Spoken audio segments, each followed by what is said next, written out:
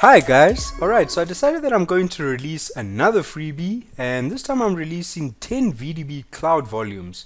Now if you've got a render engine that's basically capable of reading VDB volumes, for example I'm using Octane Render because that's capable of reading VDB volumes, but I know Arnold is capable of doing that as well, then these are going to be coming in handy for you because these are basically 3D clouds that you can apply in your scene, and they'll react to lighting as well. There's absorption and even scattering volumes, so you can have quite a lot of fun with just adjusting the colors and the way the light actually reacts to these cloud volumes. So they're pretty cool to play around with, and you'll see that I've created some presets over here. Now I basically learned all of these techniques from Intagma, so if you want to learn how to do this, just go to the Intagma website, the Houdini Intagma website, and you can learn how to set this up yourself. But I'll include the hip file as well with the final cloud set up, so you guys can just adjust any volumes, any values over there if you want to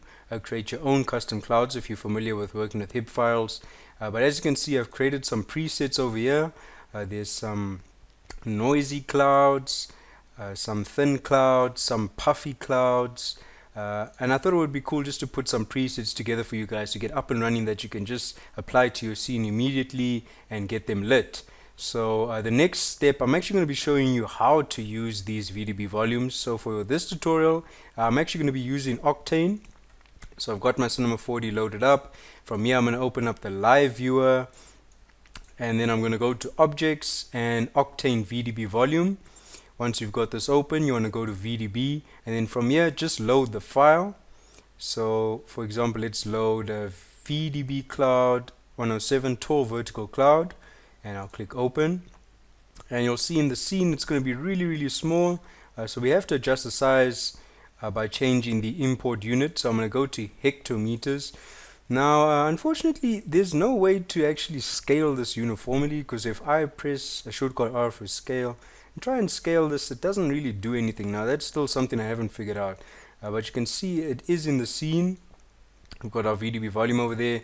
Then from here we probably want to add a, let's see, a Octane daylight, just so it starts reacting with certain lighting conditions, and just adjust it slightly.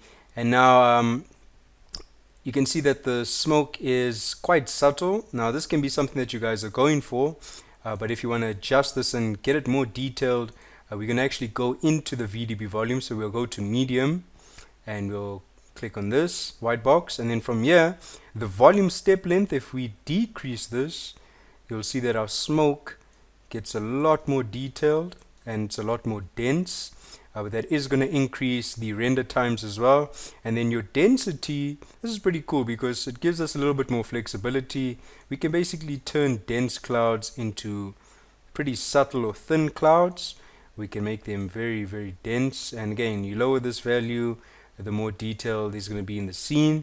And then it takes quite some time to render, guys, these volumes, so you'd want to increase the samples as well. Put it on maybe something like 16,000, and you want to change this to path tracing, and the GI clamp value we want to put on 4, and the caustic blur we'll just say 0.2. so from there you should be good to go.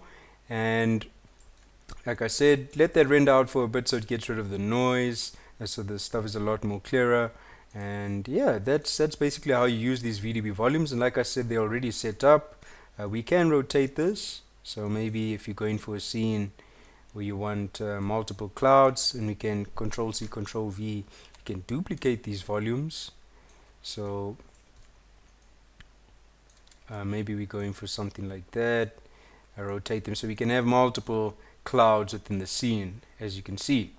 And another thing that we want to do is here by VDB volume, if we go back into the volume medium, and you can see we've got settings here, absorption and scattering.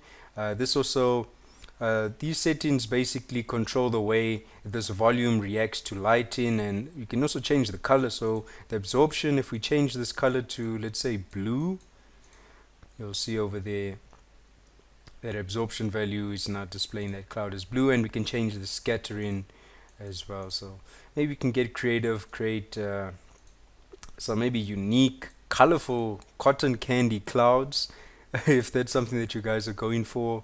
And yeah, they're really easy to use. And then from here, if you wanted another VDB volume, you just go back to VDB, and let's see, let's load in another one. So let's take noisy cloud VDB, load that in, and there we go. And maybe you want to increase this to kilometers.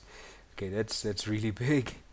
But you guys can see, oh, and whenever you increase the size like that, it automatically starts adding like a crazy amount of detail. But this can also increase render times quite a bit. But again, it's really cool to play around with. I felt that hectometers was a good size to work with. So there you go, guys. You've got some preset clouds that you can start using in your scenes, and there's 10 of them. So I hope you guys have fun with this, and as always, stay tuned for some more tutorials. Alright, goodbye.